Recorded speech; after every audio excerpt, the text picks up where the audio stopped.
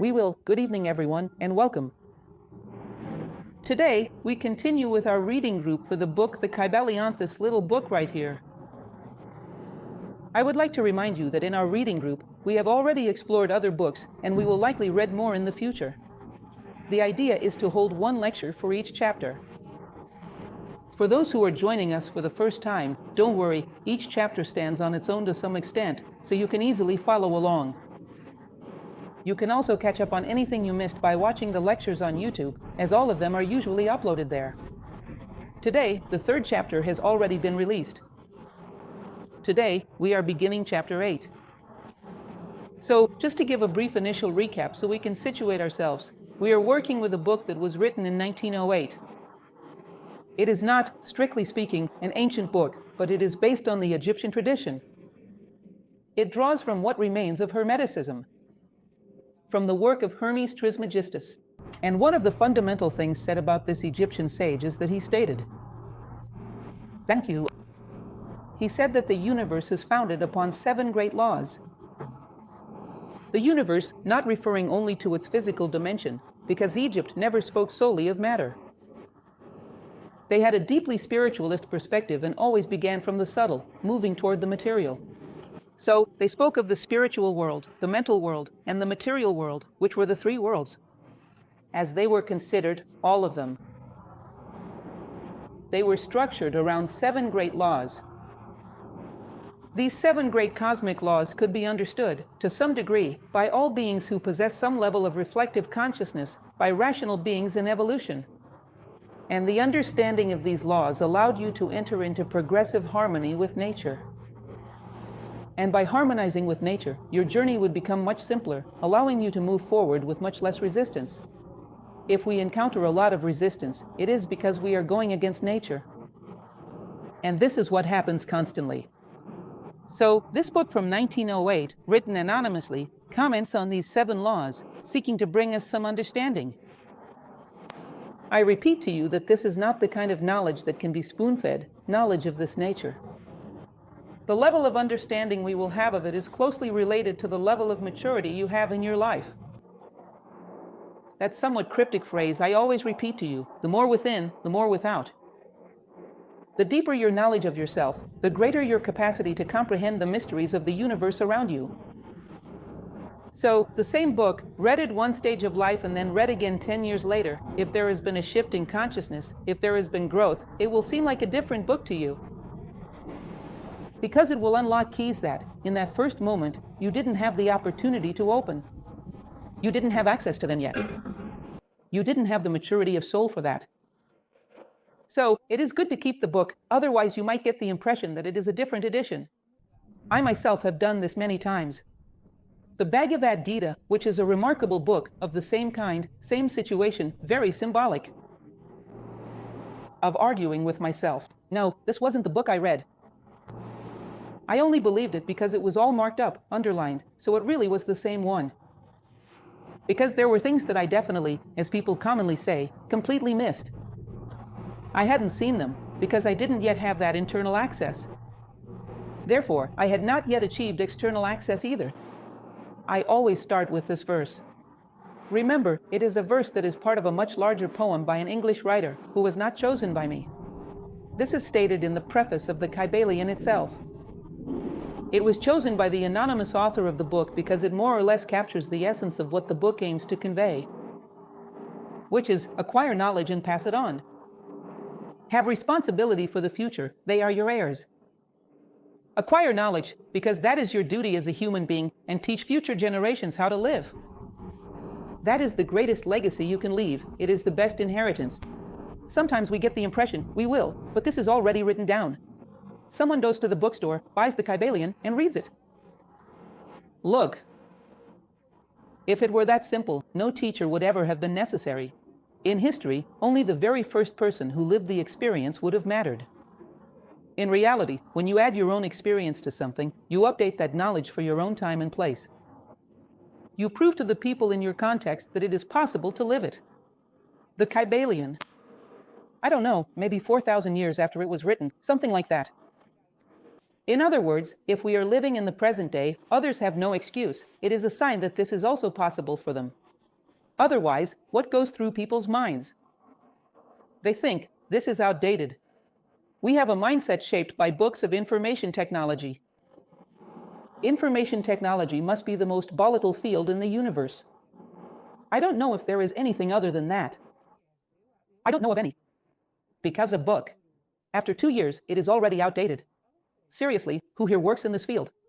After 2 years, it is worth nothing anymore. Then you go up to someone and say, I am reading a book that is 4,600 years old. Oh, you must be crazy. Just imagine that is completely outdated. No, philosophy is not IT. It is not software development. It is something much more complex. This wisdom, this art of living, is something that a human being who possessed it could transmit for as long as humanity has existed. Professor George Angelo Livraga, who founded New Acropolis, gives a very simple example that I find quite interesting. The person who rode a chariot in Rome and the person who flies a jet plane today, the thing that has progressed is the vehicle, not necessarily its driver. You cannot know if that person back then had balance, had emotional self-control. It may be that they had more than we do, that have hard times with this, we struggle with this. It may be that they had more fraternity. The machine has evolved, but not necessarily the human being. And, as I always say to you, if the machine evolves but the human does not, you are just getting somewhere faster. Where exactly? Perhaps to the abyss, isn't that right? The little video disappeared. Do you understand this idea? If you are heading toward the abyss, it is better to go by bicycle than by Porsche. Because the slower you arrive, the more time you have to reconsider. In other words, is the Porsche more advanced than bicycles? It depends. Depending on your goals, it can be a good means. But what are your goals? Towards the abyss, it is better to go slowly. Do we need some assistance here? IT problems. As soon as we spoke ill of it, it was bound to happen. Short cycle karma. Do not let the flame be extinguished. Kept from century to century in this dark cave, in this sacred temple, sustained by pure ministers of love. Do not let it go out. This divine flame. In other words, do not let knowledge be lost. Because if you lose the knowledge of what it means to be a human being, of what human life truly is, that becomes complicated, you would need someone else to be born who still knows. And throughout history, those people have been few. Who can truly fathom the sacrifice required to keep this knowledge alive across the centuries? It has cost many lives and demanded effort from countless others. Keep this knowledge alive, pass the torch to the next generation. This poem, for those who are interested, is here. You cannot see it, but that is because it's a bit esoteric. This poem belongs to an English poet named Edward Carpenter. So, I like to present it almost as a way to set the mood, to evoke the sense of responsibility that comes with knowledge. All right, it's right here. Beautiful, wonderful. Let's move forward. Thank you very much. Kybalion, I don't need to. I have already shown you the cover. This is the book.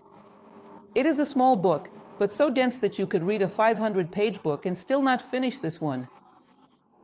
So, it is a small and dense book. Each chapter is an adventure. Today's chapter is particularly complex, but let's go ahead. Today we are on chapter 8. This book, then, discusses the study of Hermetic philosophy from ancient Egypt and Greece. It has not died yet. Then came medieval alchemy, followed by the Renaissance. Throughout history, many people have dedicated themselves to this knowledge and interpreted from it what they could. It is almost as if you wanted to say, do you want to know the level of the philosophers of an era? Have them study the Kybalion and see what they say. Depending on what they say, you can see what their level is. So, we had any brilliant comments on the Kybalion? Back then, during the Renaissance, at the Platonic Academy of Correggi, Marsilio Ficino and that group who gathered there. In the House of the Medici, it is a sign that they were truly exceptional. In fact, Ficino was the first to translate this work into Latin. And today we are trying to understand it once again, as we will likely continue to do throughout history. Imagine what it means to leave a legacy that lasts at least 4,000 years. That could not have been just anyone. It must have been someone who. Only a giant could leave such a profound footprint. It seems to defy the passage of time. And we tend to believe that nothing can defy time, yet some seem to have done just that. So today, we are at the principle of correspondence. On Chapter 8. Wow, shouldn't we be further along by now? But that is because in several earlier chapters, he makes comments without advancing through the principles. Today, we are in Chapter 8, at the principle of correspondence, which basically states the following. The planes of correspondence. What is above is like what is below. And what is below is like what is above. In other words, there is a correspondence. It is not identical, but it is, so to speak, related, equivalent. It is the same law adapted to different planes. And being able to recognize that, even though circumstances may appear different, it is the same law at work, is a fundamental lesson for learning how to read your own life. Remember that example I often give, perhaps a bit simple, but it serves its purpose. So, I will give that simple example once again, where I ask you to imagine that I want to tell you something. And I am living in the era of the Postal Service. Still, it is almost prehistoric, isn't it? The Jurassic era. So, I send you a letter. A little yellow, long envelope with a message inside. You look at it, don't like the color yellow, tear it up and throw it away. You didn't read it, so I write it again. This time, a little green, square envelope, and you say, no, not this one either. I don't like green, it is too much nature for my taste. You tear it up and throw it away.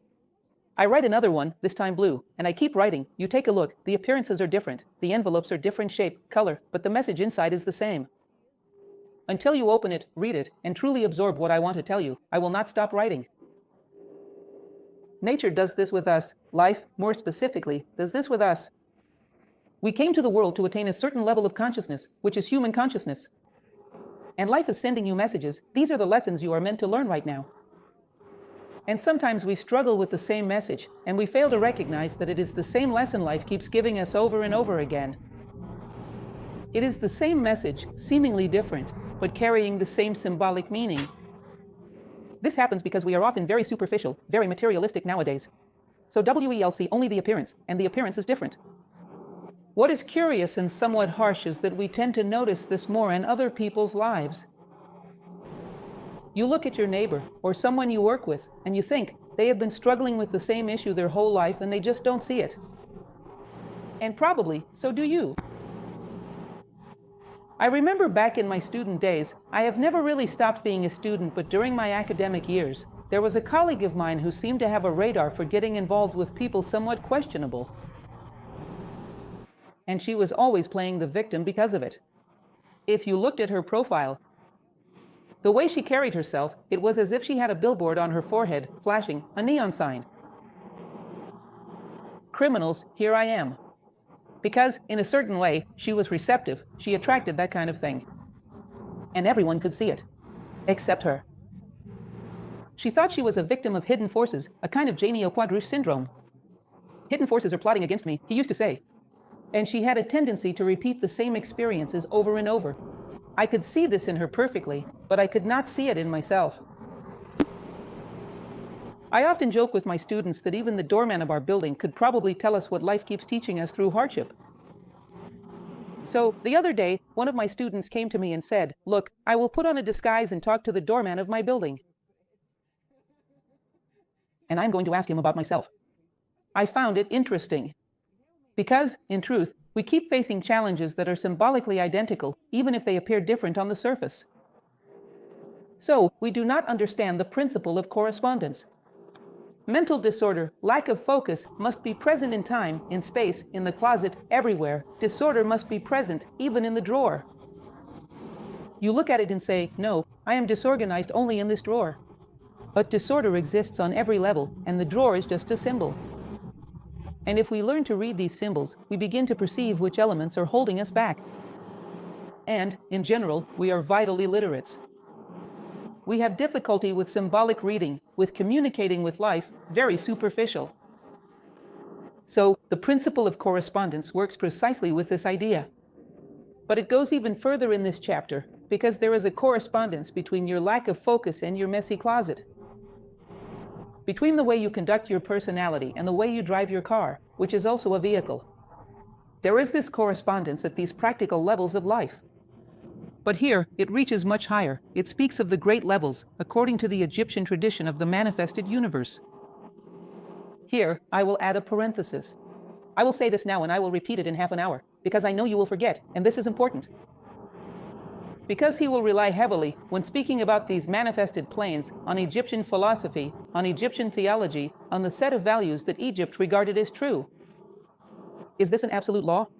Am I telling you this is the absolute truth? No. Especially because I do not possess the wisdom to verify whether this is true or not. But a philosopher takes it as a possibility, considers it,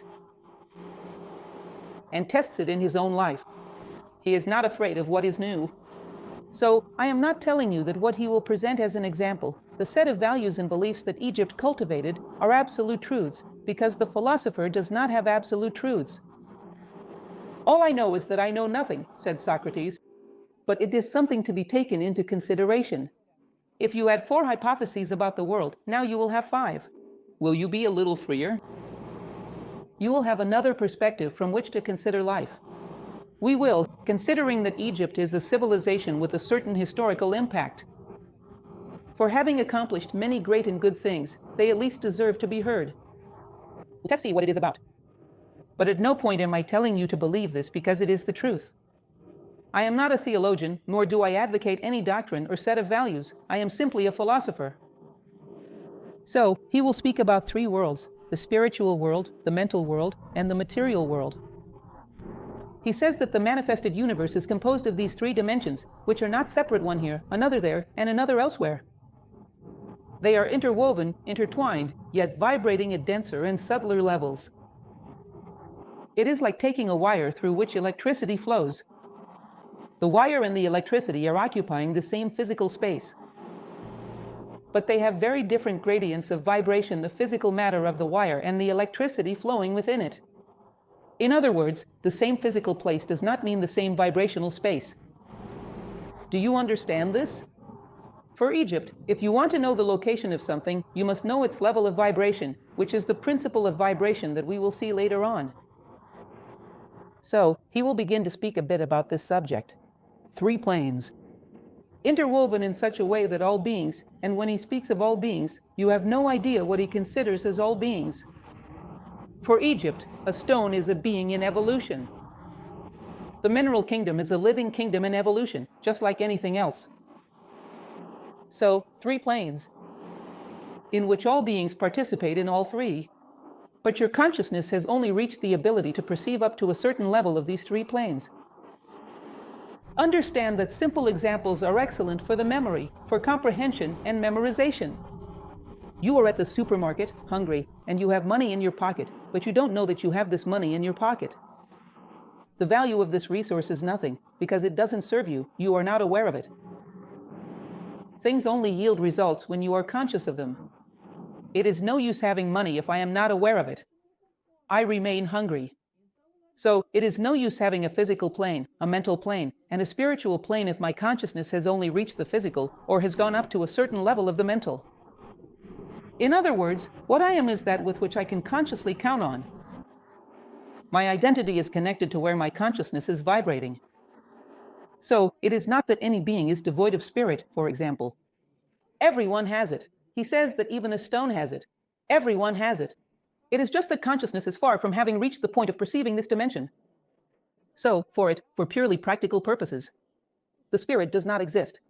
As for us, the money in our pocket, for practical purposes, does not exist, even though I have it. So, the entire universe is composed of 3 planes, as I mentioned to you, physical, mental, and spiritual, according to the Egyptians. Remember, didn't like it? Vermer mestra magistum. So, physical, mental, and spiritual. And he says that there are ascending steps of consciousness passing through these 3 planes. And vibration would be like a 4th dimension. So, you have forward, backward, to one side, to the other, up and down. There would be another vibration, which is not the point or the coordinate where you are, but rather how much you are vibrating.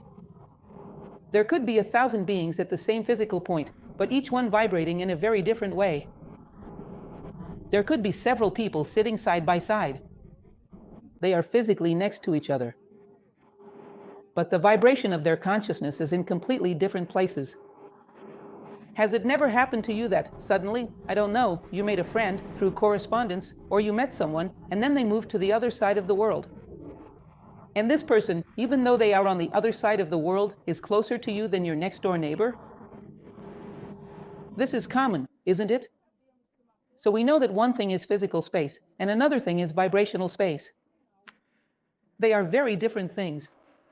So the evolutionary level of beings is defined by how far their consciousness has reached, by how much of themselves they have already seen.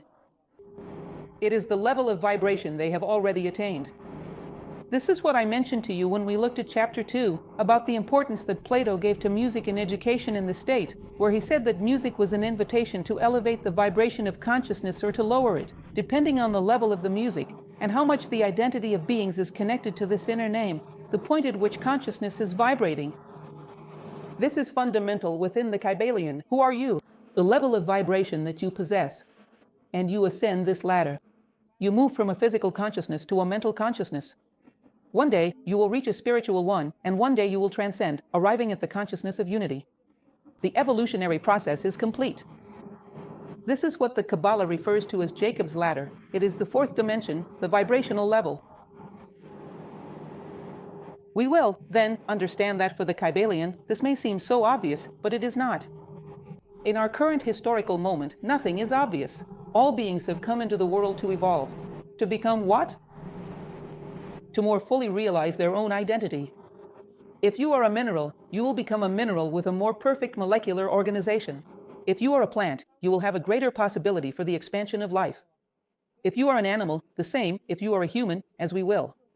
Whatever you are, everything has an ideal, and you are moving toward it. There is an ideal for this moment, and we are striving to reach it. I am trying to be clear, and you are trying to understand me. When we achieve this fusion, this connection, we are living the ideal of this moment. All things have an ideal, a form closer to the classical, closer to the perfect. So, all of you came into the universe to seek the ideal that corresponds to you. Once you reach it, you move on to an even greater challenge. The universe would be entirely in evolution, like a great staircase. He will say that these three planes, repeating, the physical plane, the mental plane, and the spiritual plane, just to complicate our lives a bit, since we haven't even fully understood them yet, each one is divided into 7 subplanes. For Hermeticism, matter is energy at a lower degree of vibration. So, even in our current historical moment, for conventional science, matter is one thing. That which possesses volume and mass, while energy is something else, that which modifies matter. For Hermeticism, this is not the case. Energy and matter are one and the same. Matter would be energy at a denser level of vibration, and energy would be matter at a more intense vibration. In fact, if you keep accelerating, you move beyond matter, enter the mind, reach the spirit, and ultimately arrive at God. Because everything is a matter of how much you accelerate, of how much you sublimate this vibration. And from there, you change the identity of beings. And you may remember that we touched on this briefly back in chapter 2. We will revisit it, that the principle of polarity teaches you precisely how to elevate your vibration. For them, this is what it means to evolve. To transform one thing into another at the same level of, with the same quality, but at a higher level of vibration. Of the same nature, but at a higher degree. So, when we talk about the mineral kingdom, he is going to introduce energy into it. Just a detail before we dive in, because he is going to present a table. For those who have read the book, I will not even ask, because I am sure all of you have read it. For those who have read chapter 8, he includes a table there that is truly mind-blowing. So I thought, how will it present this table? How will I show it? Then I came to the conclusion that it's better to explain 2 or 3 things to you before we get into the table. This is the table of the 7 levels of matter, of the 7 levels of the mind and the 7 levels of the spirit, because otherwise there are things there that will leave us wondering, what is this? One thing we will see at the mental level is that it will address the mineral, plant, animal, and human kingdoms as evolutionary levels. Beings would begin to evolve on the plane. The most material one, which is the mineral kingdom level, then the plant kingdom, then the animal kingdom, and finally the human kingdom. I will explain this in a moment, with more details. But first, in the middle of the path, between the mineral and the plant, he places a first elemental kingdom. Between the plant and the animal, a second elemental kingdom. But what is the elemental kingdom? What is that?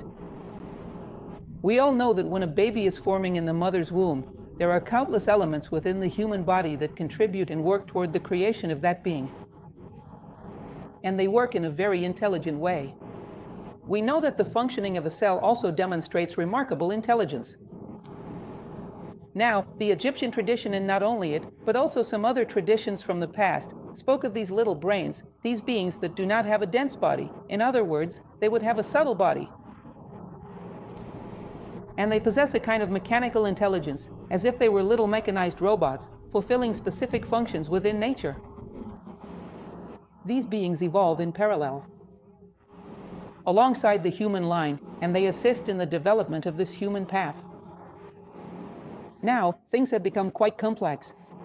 Imagine that a being living in the mineral, plant, or animal kingdom from the very beginning is already destined to one day reach the human condition. It already has a dense, visible body.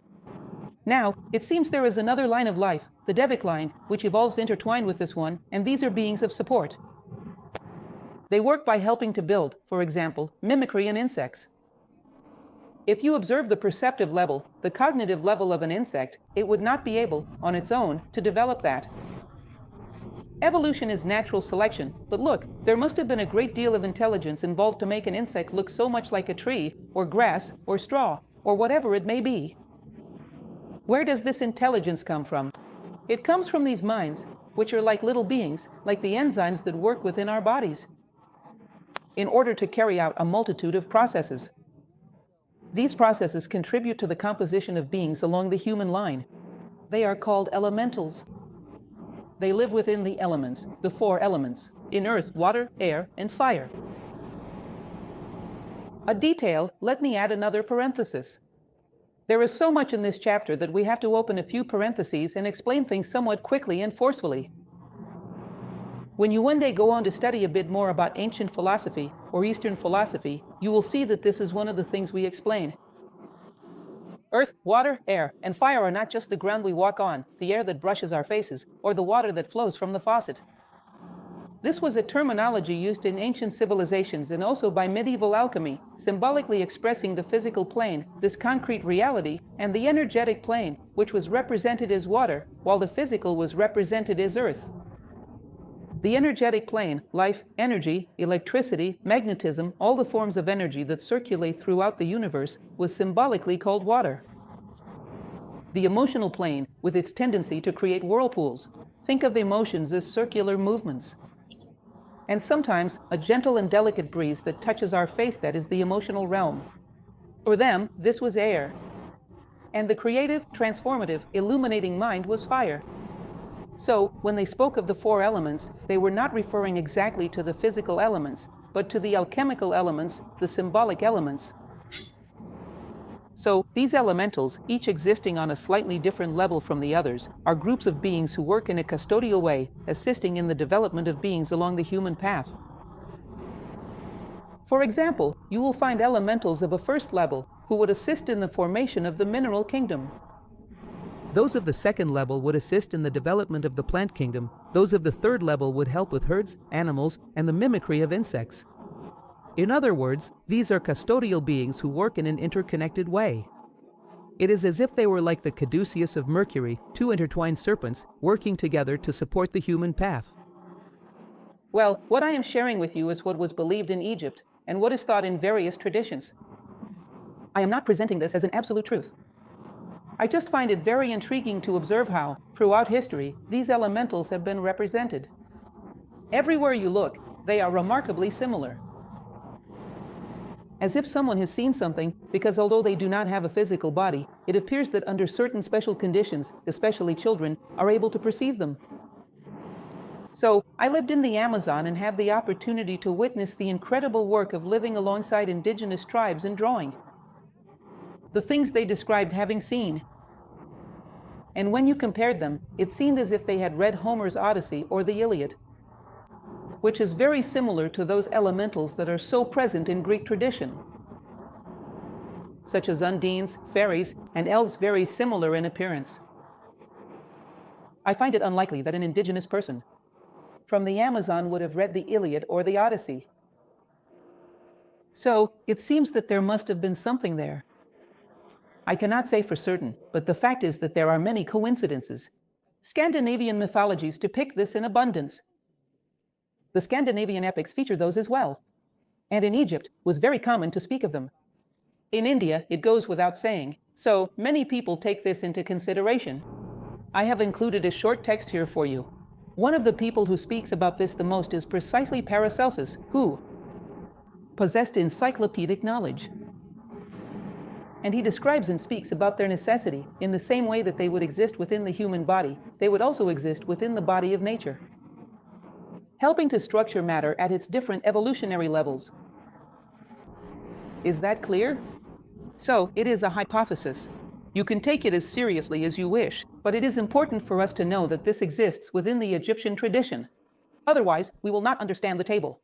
So, you have the mineral kingdom and, right after, an elemental kingdom that helps to develop the molecular organization of minerals so they can become a diamond.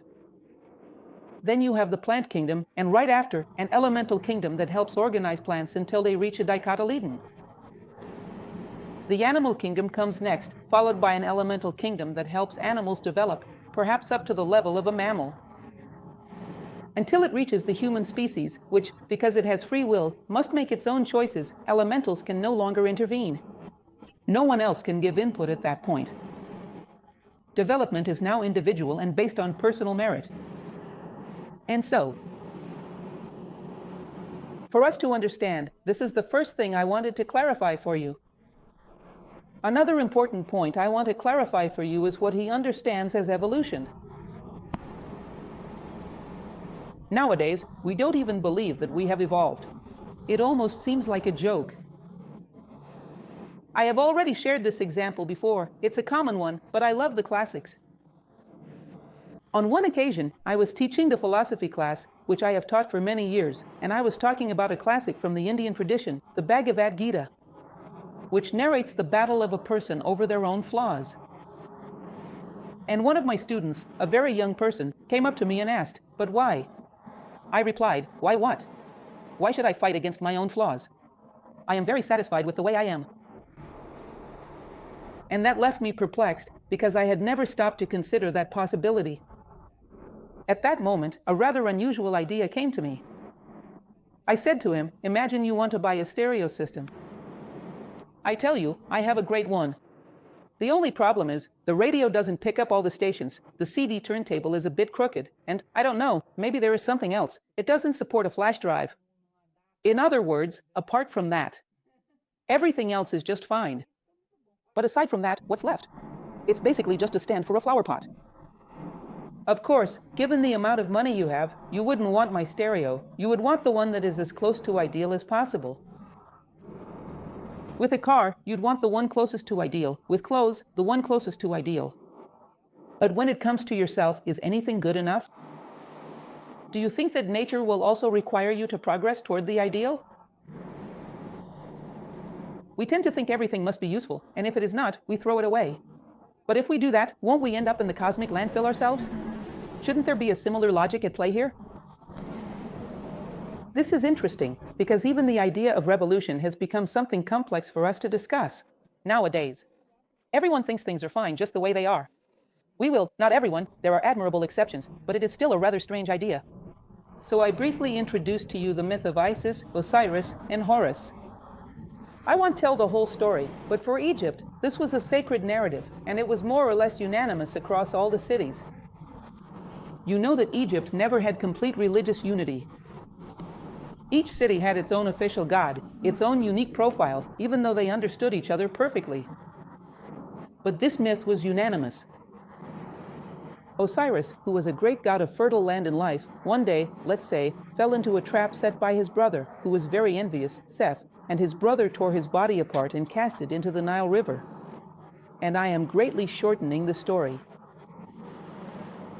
Then his wife, Isis, with great difficulty, goes and gathers the 14 pieces of him that were scattered throughout the Nile River. She puts the whole body together and, taking the form of a bird, unites with this body, gives it life, joins with him, and gives birth to a son, who is Horus. He carries traits from his father, Osiris, and from his mother, Isis. I just wanted to share this small part of the story. Then, a universal element, most traditions carry this symbolism of the union between the Father, Spirit, and the Mother, Matter. And the birth of humanity, which bears the features of the Father, when you are just, when you are good, when you are honest, and the features of the Mother, when you are beautiful, harmonious, organized. We carry traits from our Father and our Mother. And what is the great task to be accomplished in this world? It is to journey along the Nile, gathering the pieces of the Father, to make him whole again. And where are these pieces found? Everywhere. If you cannot find them, if there is something you cannot see, no teaching, nothing truly profound, it means there is a piece of Osiris' body that I have not yet discovered. A piece of the puzzle that I have not found, and when I try to assemble it, that piece will be missing. In other words, we must gather the pieces of Osiris from every corner of the Nile River. In plain language, surely means to see God in all things. This is the psychological, or rather, the moral meaning, one of them. It is a story that cannot be exhausted. Now, imagine that this spiritual being, Osiris, when he is torn apart, leaves a small piece within every being in the universe. In other words, there is a piece of Osiris within each of us. All external vehicles are just packaging. They will perish. Who am I, truly? According to the Egyptian tradition, I am immortal and I will transcend time, always evolving and becoming ever more aware of myself. I am a cell in the body of Osiris. Some traditions call this the monad, the divine essence. We are a piece of the body of God, a cell, a divine essence. And it seems that this essence has descended into the material world in order to become increasingly aware of itself. Oh, now it got complicated. But I have already given you this example. I have given it 1,000 times. It's the example of the pen. I always use the pen to see if it helps you remember more easily. The black ends here and the white begins. Then I become aware of both. If the universe were entirely black or entirely white, I wouldn't be aware of either one. Isn't it in duality, in contrast, that consciousness is produced? Between silence and sound, that is when you notice. If there were a musical note playing all the time, we wouldn't notice it. It is like the music of the spheres from Pythagoras. He says we don't hear it because it never stops. There isn't a moment of silence for us to experience contrast. Between one color and another, between silence and sound, between something we have and something we lose, we come to understand the value of things. In contrast, consciousness requires contrast. So, it seems that this little cell of the divine descended into matter in order to become increasingly aware of itself.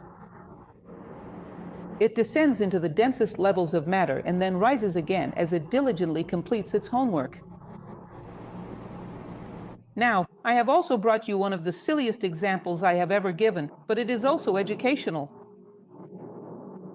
Which is the example of Jacques Cousteau's boat. Do you remember Jacques Cousteau? It's been 20 years since he passed away. Even in the Amazon, he had to conduct underwater exploration. He would descend to the bottom of a river, or even the ocean, exploring trenches, taking photographs, collecting samples, truly remarkable work. It has now been 20 years since he passed away. He was always accompanied by that famous little boat, the Calypso, which has now been rebuilt in his honor. And, in fact, a film about his life is about to be released. I find Cousteau truly fascinating. Now, toward the end of Cousteau's life, he no longer sent that little capsule with a diver down to the depths. Neither did he go himself, nor did he send anyone else. Because when working with the ocean, with oceanic forces, the pressure levels are overwhelming. It would crush a person. It is extremely difficult to create a pressurized chamber that can withstand the immense external pressure of water at such great depths. So, he no longer sent anyone down there. What did Cousteau do instead? He would send down a camera, protected as much as possible, a camera that would descend to the ocean floor.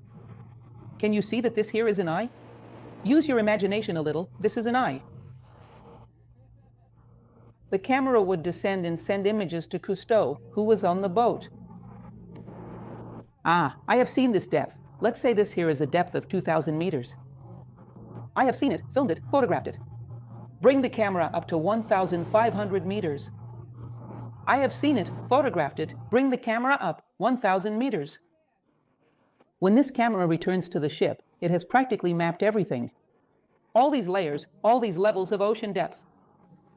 Do you understand? Did you understand the story of Jacques Cousteau? You don't know yet why I am talking about this, but you are about to find out.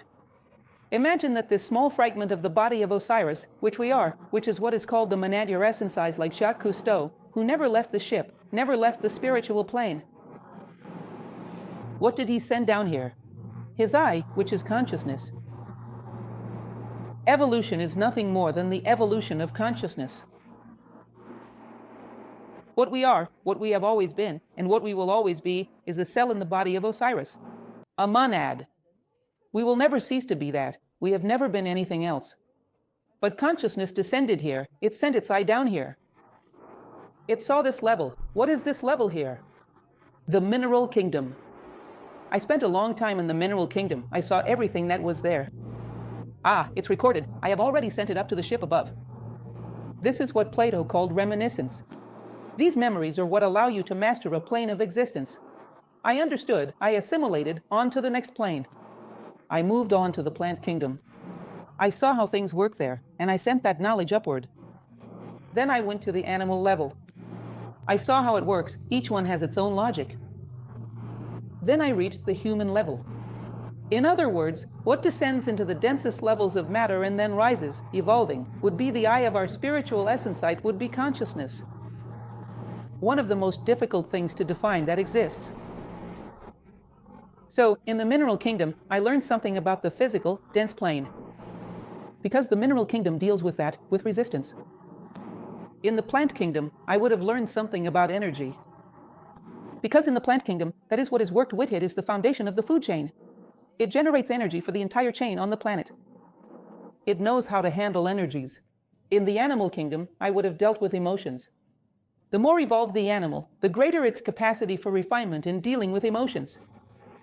When I arrive at the human kingdom, I am dealing with the mind, which is the experience we are living at this moment. But we, in essence, throughout this entire history, according to Egypt, let us remember this well, what would we be? A cell in the body of Osiris. We would never have been anything else. And consciousness is evolving. And it is said that it will go beyond the human experience, that it will see even more things ahead. So, we live in a physical realm, we are in the mental realm, and one day we will reach a spiritual experience. But it is nothing more than consciousness passing through these planes. Because Jacques Cousteau was there on his little boat, calm and relaxed. Consciousness is living. What we are has never changed. It has never ceased to be, nor can it ever cease to be. Otherwise, it would never have been. This is the fundamental law of the Egyptian structure. That which is cannot cease to be, as Parmenides also said in Greece. What we are has not changed at all, but consciousness has been gathering more and more information. All right, up to this point, is everyone okay? Normal conditions of temperature and pressure? All good, we can continue. You are all very understanding, because if I were listening to something like this, I would be freaking out. Now come the tables from the book. He then begins with the mineral kingdom, the material plane, pardon me.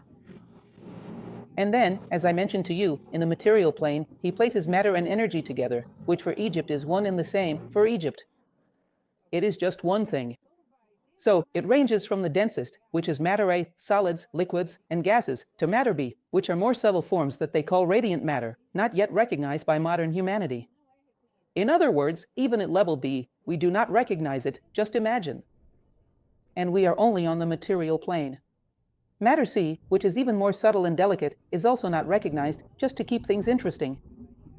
Then you encounter something that serves as a bridge between matter and energy, which is called ether, or ethereal substance. A subtle and elastic substance that permeates the universe, acting as a mediator for waves and energies. At this point, you might say, that sounds like dark matter, or dark energy. Maybe, I don't know, I don't guess on things I don't understand. I don't know what dark matter is, nor dark energy. What I do know is that, according to the Egyptians, ether is something that would serve as a bridge. No one really knows who today can say what that is. We still don't know, nor are we certain. We cannot even be sure if it truly exists. But parallels are always possible. So, this ether forms a bridge between matter and energy. Then comes energy, which we can call A, the densest, so to speak. What are these forms of energy? All the ones we know. So, electricity, light, heat, magnetism, gravitation, cohesion, chemical affinity, all the forms of energy currently known to humanity are energy A, the densest. Energy B. These are subtler forces that act in mental phenomena. So, when people talk, though I won't stake a claim on this, as it remains mere speculation and conjecture, about individuals who are able to produce phenomena through the mind, that would be an energy from this plane. That is, energy inherent to the mental plane itself. And then there is energy C, which is a much more spiritualized and organized type of energy, one that serves life and is utilized by beings from the spiritual plane. So, this one we know even less about. If we don't even understand energy B, let alone energy C. So, these are all the 7 levels of the material plane. Remember that he is presenting this table to show that equivalent laws apply to all of them.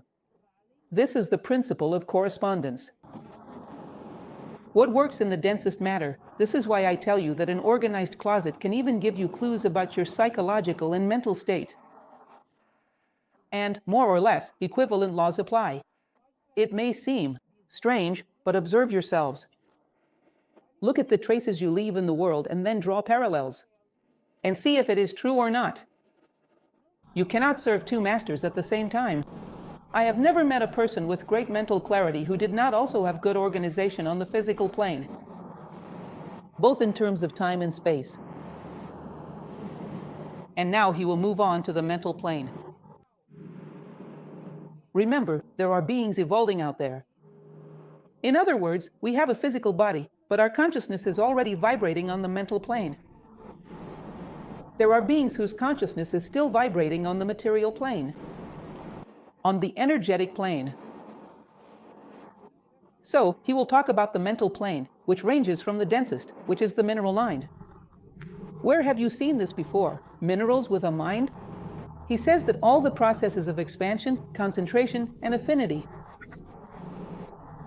of chemical combinations, all of this, for him, is related to the mineral mind. It has its own processes, its own possibilities for combination. In other words, there is a certain level of intelligence within the mineral kingdom. It is also a kingdom in evolution, progressing toward increasingly organized forms. You will see that, for Egypt, for example, it was not ethical to interfere with nature except to help it evolve. That is why the alchemists, in the Middle Ages, sought to transform everything into gold. It was to help the metals evolve. Not so that you could have gold and put it in your pocket. They were not utilitarians. They wanted to help the universe evolve in order to learn how to do the same within themselves. And then comes the first elemental mind, which would be this group of beings, let's say, of subtle bodies who work in the organization of the mineral plane. It exists between the mineral kingdom and the plant kingdom, invisible to the senses, with development occurring between the mineral and plant realms. He says they are like the white and black keys on a piano. Beings from the human plane and beings from the elemental plane work together. Their energies contribute to the development of what we perceive. There are invisible energies behind what we see.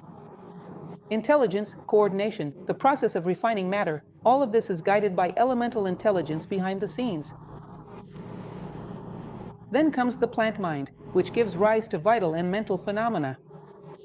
It is interesting that he points out all these kingdoms lean forward. What does this mean? A highly evolved mineral, the mineral operates on the physical plane. The next step is energetic, isn't it? But a highly evolved mineral, at least that is what is said, already tends to capture energies. That is why some people fill their homes with crystals, because of the energies. Certain precious stones are said to channel specific types of energy. So, the noblest minerals are already beginning to channel energies. The energy that is from the plant kingdom. Yet, the most evolved ones are always leaning toward the future. Then the more evolved plants. Plants belong to the energetic kingdom. They work with energy. Originally, they weren't supposed to have anything to do with emotions. But have you noticed that the more evolved plants are sensitive to those who care for them? You have probably heard of the story of the green thumb, that person who, whatever they plant, whatever it is, always grows lush and beautiful. I have seen it happen myself. It's fascinating. There are people who have a special way with plants. You bring your little violet to their home and think, this one will never bloom again. And yet, it blooms. It seems there is such a deep affinity with plants, such genuine care, that somehow the little being senses it. In fact, I once saw a report, though I cannot vouch for its accuracy. I don't know if it's true, but I found it very interesting that plant nurseries experimented with different vibrational levels. They played music. You may have heard about this. There is a difference in growth rates, depending on the type of music that is played. And so, they concluded that plants enjoy Bach's music. I do too. I think I am a plant. They specifically enjoy Baroque music. How curious, isn't it? This brings to mind the elemental consciousness that cares for the plant kingdom. These elementals are the most celebrated figures in universal folklore. Here we find elves, gnomes, fairies, and so on and so forth. Generally, these are guardian beings of trees, plants, and all living things within the vegetal realm. They are guardians of something that operates within the plant kingdom. They are just a little more evolved. They are the most mentioned in the folklore of every corner of the world. So, it is hard for us to imagine that if they decided to deceive us, it would have to be a truly universal conspiracy. Because everywhere, people speak of these beings. And the Middle Ages is incredibly rich in what we call fairy tales. Incredibly rich, and it speaks extensively about these beings. So, we come to the elemental mind be, invisible to the senses, with a level of development between the plant and animal kingdoms. Then comes the animal mind. Obviously, at work. According to Egyptian tradition, what is called the animal kingdom operates with two major objectives: survival and the perpetuation of the species. They develop a whole range of sophistication to ensure these two goals. Notice that humanity often lives for the very same things. It is not that it is more refined, but it is essentially the same thing. To survive and to reproduce, just with more comfort, more high-tech. But in the end, it's the same thing. This is the goal of animal life. So here we have the animal mind, another step, the fifth step. The elemental mind that takes care of the animals. In other words, the elemental mind see, invisible to the senses, with a level of development between animal and human. Once again, their presence is rich in folklore. Elemental beings caring for animals are very common in universal folklore. And finally, the human mind. There are 7 levels within the human mind. Just as a point of curiosity, doesn't everyone lean forward? Don't the more evolved animals lean forward to have? It seems like they think, they just cannot talk. Don't you say that about your little dog or your cat? The most evolved plants lean in to feel emotions. The most evolved minerals lean in to perceive energy. Perhaps the most evolved human beings lean towards something that lies ahead. Hence the fact that these great masters, these great sages throughout history, are so virtuous, so moral, so ethical in everything they do, and so attuned to beauty. In their actions, it seems as if they lean toward a step that comes after the human condition. Everyone, in order to have a point of reference, leans toward the step above. And it is natural for human beings to seek this. Something very beautiful, very noble, wisdom itself, as an archetype. So, it is said that the human mind, within each of these steps, and not only in the human mind, but in all 3 worlds, the physical, the mental, and the spiritual, within each step, there is still a further 7-fold division. And it is said that humanity, at this present moment, most people are there, on the 4th step of the human mind, although 4th to the 5th step. But there are people who have accelerated, because human beings evolve individually through their own merit. Therefore, it is possible for some individuals to surge ahead. There are those who have already reached the level of the 7th step of the human mind. Sages, there have already been sages throughout the history of humanity. And, in general, they do this precisely to help those who come after them. They do it out of fraternity. You will rarely find a selfish sage in history. They evolve precisely to become a beacon at the end of the path, to help those who follow after them. Because human evolution consists exactly in the progressive perception of unity, which is God. So, you cannot draw closer to unity while remaining divided. Therefore, it is often measured by the level of fraternity. There have already been individuals far ahead in mastering the human mind.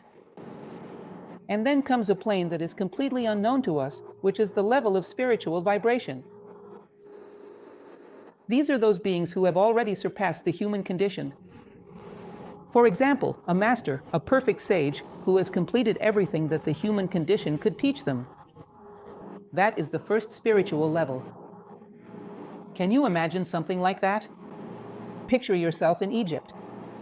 For them, the most precious thing in the world was Hermes Trismegistus. But if you asked where Hermes Trismegistus was, he was just there. The very first step of the spiritual ladder. Masters and adepts. There were many ahead of him. Many beings ahead of him. Isn't that interesting? That mentality. Hermes Trismegistus was brilliant, but where was he? Just there, the first step of the spiritual ladder. There is still a long way to go. For Hermes Trismegistus, there is still so much ahead of him. So, this first spiritual level would be precisely those beings who have transcended the human condition. Because of the depth of their wisdom and the extent of their fraternity, they are called masters and adepts. After that comes what is known as the great hierarchy of evangelical hosts, beings who are even purer and more spiritual. And it is important to note that all these beings are committed to those who come after them. This is a characteristic of those who evolve. They think of the whole. They see the staircase as a whole, and not just their own step. They overcome selfishness. They overcome separateness, because they are drawing closer to the one. Therefore, they must increasingly overcome separateness. After reaching C, everything becomes very similar. It is all divinity. He just adds an explanation here that this spiritual C. These deities possess unimaginable attributes and are deeply invested in the evolution of all beings. Their occasional interventions have given rise to legends, beliefs, traditions, and religious parables. In other words, when they intervene in the human world, they do so in an effort to serve as examples, to help elevate humanity. These actions have been immortalized as great deeds in history, as moments of profound significance. The memory of these beings' interventions endures in human consciousness. And it is beyond our imagination to truly grasp them, because even envisioning a master of wisdom is already difficult. Such beings are far above the average condition of a human being. And then we have spiritual D, spiritual E, F, G. Now, something interesting that he points out, which I included on the side of D, is that all of them, despite being highly evolved beings, are still illusions within the mind of the All. All of this is still taking place on the stage, within the mind of the All. They are not real beings, they are illusory beings, mere moments. We will pass through these moments and then move on. I said about the high school student. He is not inherently a high school student, he is in that stage. One day, he was in elementary school. One day, he will be in college, perhaps even in graduate school. It is a phase of evolution. The human stage is but a moment in the journey of a monad, a single cell in the body of Osiris. It has already been less, and it will be more in the future. That is what we are in our essence. The nature we possess at this moment is just an episode. We are merely passing through the human condition. It is as if we are on a long journey. One day, we will pass through the divine condition, ascending all these steps. And it is said that even those beings who have reached the level of wisdom, the spiritual G, they remain to help those who come after. They stay not because the physical world has much left to offer them, but as an act of mercy to enlighten those who follow. For those who evolve do so out of fraternity, not out of selfishness. If one thought only of oneself, one would never reach that point. Evolution is the sign that one has thought more and more as the whole. Because one is moving toward the whole. Therefore, one must become more and more like it. One is moving toward the one. There must be an increasing sense of unity. And that, basically, would be the story. Do we all survive? In all these planes, the laws would exist, all of them, the 7 laws, the principle of mentalism, vibration, polarity. All the laws manifest in all these planes in a similar way. None of these planes has a law that works only here, exclusively, no. In all three worlds and their 7 subplanes. It is the same 7 laws that operate. And if you understand them, they will be useful to you, no matter what level you are on. Because they work everywhere, they are universal. Well, he goes on to say that spiritual power has always been knowledge reserved for a few. Because there is, this story he tells is also complicated. It is complicated, delicate, there is the possibility of misuse. It's a logical thing, as a line of reasoning, but difficult to grasp in practice. Let's say there is a being who is evolving far ahead, at the level of a master of wisdom. For him to evolve, won't he still have to go through trials? If you give him everything for free, there is no merit. It is the overcoming of difficulties that gives you merit. That is obvious. For you to have any merit in your choice, you must have had the possibility to make a mistake. Isn't that so? There are 10 alternatives. You chose the correct one, congratulations. I only had one alternative. You chose the correct one. What merit is there in that? So, at every level, there are tests. There are difficulties to be overcome. And if there are tests and there are difficulties to be overcome, there is also the possibility of not overcoming them. There is the possibility of problems at every level. He says that the more knowledge a person possesses, if at a certain point they do not pass the tests and choose selfishness, they may use that knowledge for selfish purposes. Knowledge can become a means for selfish ends.